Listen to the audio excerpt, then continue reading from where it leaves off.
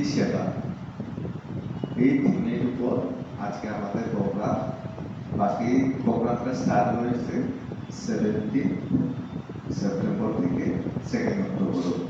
তো আজকে স্বচ্ছতাই সেবা থিমের উপর আমরা একটা আর্ট কম্পিটিশন করব।